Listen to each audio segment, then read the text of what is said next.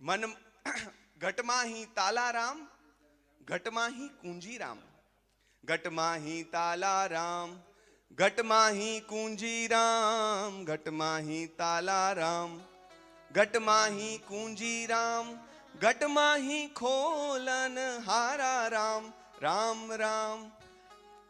ઘટમાહી તાલા, ઘટમાહી કુંજી, ઘટમાહી ખોલન હારા રામ. હા, તો આ અંદર જ બેઠેલો છે કાનો. એને બિરાજમાન અહીંયા જેમ બેસાડ્યા ને એમ અહીંયા બેસાડો. બીજું કોઈ આવે? તમે ચોકીદાર રાખ્યો હોય તો કોઈ ચોર આવે? અહીંયા આને બેસાડો, મોટો બાપ, તાકાત છે કોઈ નહીં વિકારોની કે તમારી અંદર આવશે.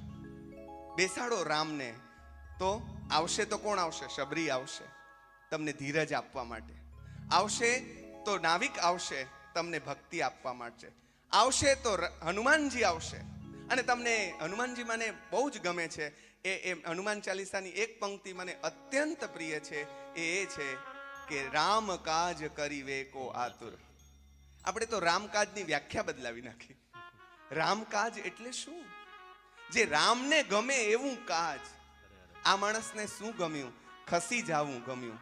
આપણને જો ખસતા ના આવડે તો મહેરબાની કરીને મને માફ કરજો. હું તમારા કરતાં બધા કરતાં નાનો છું ને ભાણેજ છું, એટલે માફીની છૂટ છે, માફી લેવાની.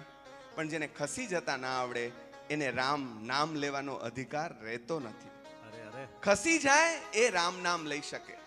જેને ખસતા આવડે, બે ભાઈઓના ભાગ પડે છે અને મોટો ભાઈ એમ કે નાનાને વધારે દઈ દો, નાનો ભાઈ એમ કે મોટાને વધારે દઈ દો, મારે નથી જોઈતું, તે ઘરે રામ સાચા આવ્યા છે એમ માનજો. બાકી જો બે બાથું ભરતા હોય તો હજી રામનો જન્મ ત્યાં થવાનો બાકી છે. અયોધ્યામાં મંદિર ભલે આપણે બનાવ્યું, ગામમાંય બનાવ્યું, શેરીએ શેરીએ બનાવ્યું, પણ ઘટમાં રામના બેસણા થશે ત્યારે ખસી જવાની કળા.